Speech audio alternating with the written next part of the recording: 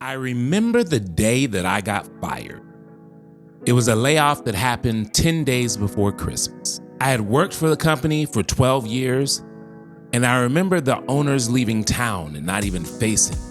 I remember the owners not even acknowledging my termination until I reached out to them to say thank you. I remember there was no severance, no thank you card, no Cheez-It or Snickers bar. And I remember the feelings I had to deal with, the feelings of anger, the feelings of bitterness, the feelings of rejection yet relief. But what I remember most is how low I felt in that season.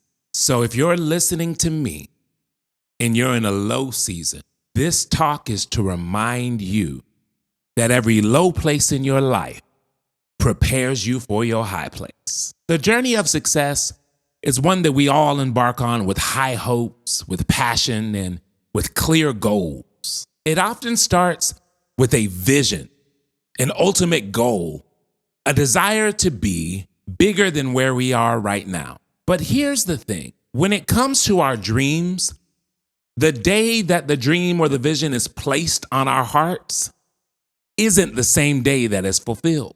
We love the beginning, the birthing stage where we're overwhelmed and filled with excitement for that which is to come. We also love the ending, the fulfillment stage where what was once unattainable can now be held in our hands. But we don't love the middle. We often imagine success as a straight path to the summit. But in reality, it's much like a trek through a vast, ever-winding valley. And whenever we begin our journey to success, it's like standing on high ground. We are both beaming with optimism and energy. And from this vantage point, your vision seems clear. Your goals seem within reach. In the beginning, you can clearly see the path ahead or what you think is going to be the path ahead. And it feels like the very fulfillment of your dreams is just a few minor steps away.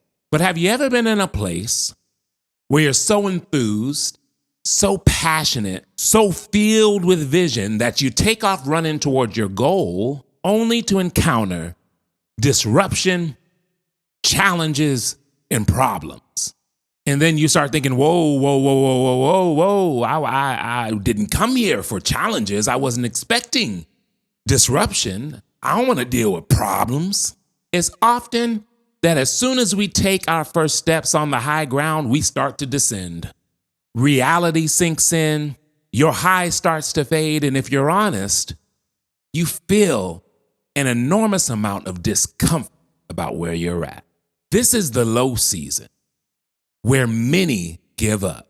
But the thing is, if you can hold on, it is in the low season that your life reveals its true nature and purpose. The low season is where challenges lie, where the path becomes winding, and where the horizon that was once so clear has now become obstructed with obstacles. It's not as easy as I thought it would be. The low season is where your mind that was once filled with faith begins to battle doubt. The low seasons of life have the tendency to disguise itself as scary. But as Wayne Malcolm says, it's scary because you're unfamiliar, not because you're incapable. Yet if we are not mindful, we can become deceived by the sudden disappointments that happen in our journey towards success. The best thing about the low season, this season of difficulty, is that it is truly the season where you grow. It is in the valleys of our life that we find our true value and our true strength. It is when pressure is applied to us that the things that we didn't even know was on the inside of us begin to come out. The low season is not a place to fear. It's a place to grow. Maya Angelou said it best. She said, embrace the struggle. Everyone wants to be on the mountaintop, sure, but embrace the struggle, because it is in the struggle that you find out who you are. It is in the struggle that you find out who other people are. And it is in the struggle that you find out who God is. So embrace the struggle. Embrace the challenging parts of your journey. knowing that every step forward, no matter how difficult, it is bringing you closer to your goal. I've always loved the concept that adversity introduces a man to himself. You don't really know who you are until you go through a low season in life. You think you do. Oh yeah, I'm a positive person. Oh yeah, I'm filled with hope. I'm filled with faith. But let me tell you something. Anyone can have faith when everything is going right. Anyone can have faith when there's money in the bank. Anyone can have faith when you're getting promotions at work. Anyone can have faith when a new car or a new house shows up. But can you have faith when it appears that all hell is broken loose in your life? A faith that hasn't been tested cannot be trusted. A faith that hasn't been tested cannot be trusted. But we don't like to go through anything in life because we prefer to rest in the arms of what is known. We want to get to our end desire. We want to get to our dream by just hitting fast forward through all the bad stuff. But we must remember that when we are at our lowest, when the challenges seem the greatest, that is when, like clay, we are being shaped, molded, and prepared for what's next. As we navigate through difficulty, we reflect, we adapt, and we push forward. And the absolute truth that we often run from is that which looks like an enemy in our lives is often an asset in our lives. And although we don't like difficulty due to the uncertainty and to the struggle, it's also the place where you discover your determination, your creativity, and your resilience. So while you're in the midst of this challenge, while you're in the middle of that thing, and you know the thing that I'm talking about, it's the thing that keeps you up at night. It is the thing that you have allowed to steal your peace and disrupt your joy on a daily basis. It's the thing that, if you're honest, you don't see how you're ever going to get out of. While you're in that thing, I want you to remember, as W. Clement Stone said, every adversity has the seed of an equivalent or greater benefit. That challenge that you're facing right now, it is pregnant with opportunity. You just have to make it through the labor pains. Remember, the energy and the optimism that you started with, while it might be submerged, is still within you and is quietly pushing you forward. It's the reason you're still here. The low season you're in is shaping you into the person capable of reaching new heights and achieving your vision. And I know it feels like you've been there a long time. I know it feels like, God, will this trial ever end? Your journey may be long, but with each step, you're writing a story of perseverance. You're writing a story of growth, and you're writing your victory book.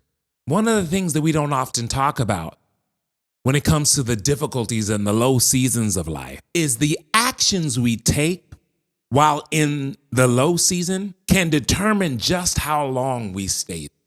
Every single day, we are presented with the options: retreat or march on through difficulty. I'm reminded of the story of the potato, the egg, and the coffee bean. A young woman went to her mother. She was overwhelmed by the problems that she was facing in life. She looked at her mom and said, "Mom, I'm tired. I'm tired of struggling. I'm tired of fighting. And I don't know how much longer I can do this." The mother, seemingly ignoring what she said, says, "Oh, let me go ahead and get dinner started." She's like, "I just poured my heart to you and you're concerned about dinner?" Mom said, "Yeah, let me go ahead and get dinner started." So they go in the kitchen and she said, "Hey, baby, reach into that cabinet and give me 3 pots.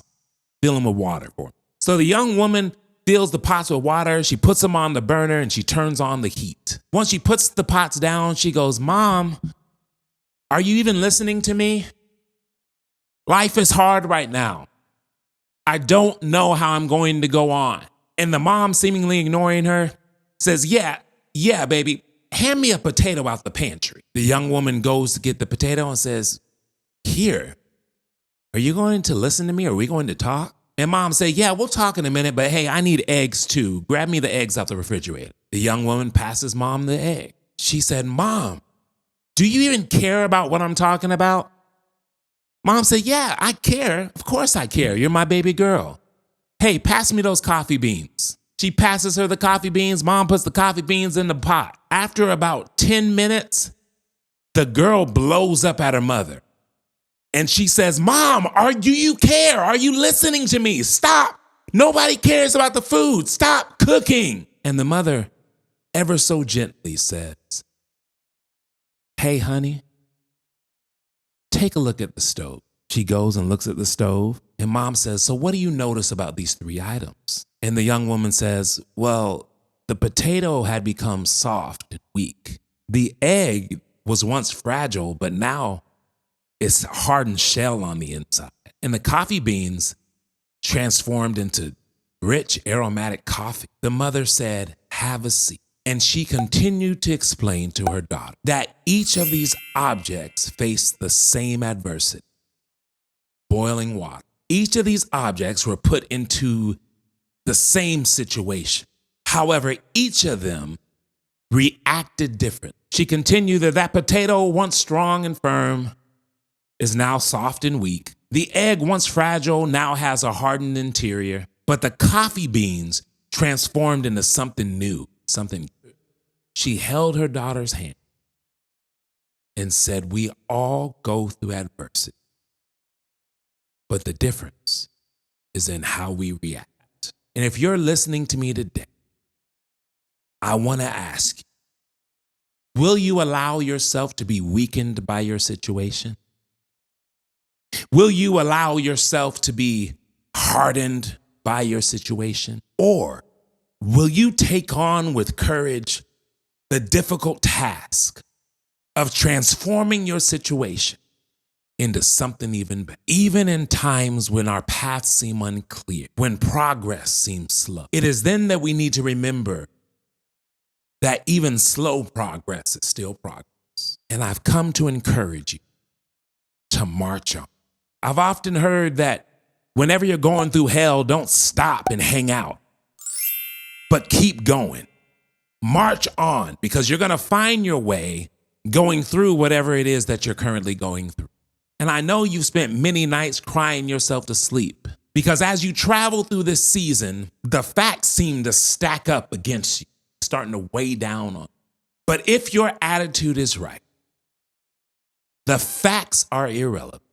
And slowly but surely, you will make it out. Slowly but surely, you will climb out of the depths of despair. And let the tears that you're crying become tears of strength and tears of courage. And on the way up, as you climb out of your low season, you will be reminded of the unyielding spirit that you had on the inside of you all along. Remember to celebrate on the path to where you're going. Because the only reason that you are starting to see the light at the end of the tunnel is because you made a quality decision never to give up. You made a quality decision to hold on to your desire and to your vision. And it's in this moment when you begin to find your way through the difficulty with a positive attitude that your momentum kicks in. And now the very situation that you thought was working against you, you see it was actually working for you. You look back and you see the hell that you went through. And in that moment, you begin to understand that every challenge, that every setback, that every moment of doubt that you overcame with faith, they were all essential for your success.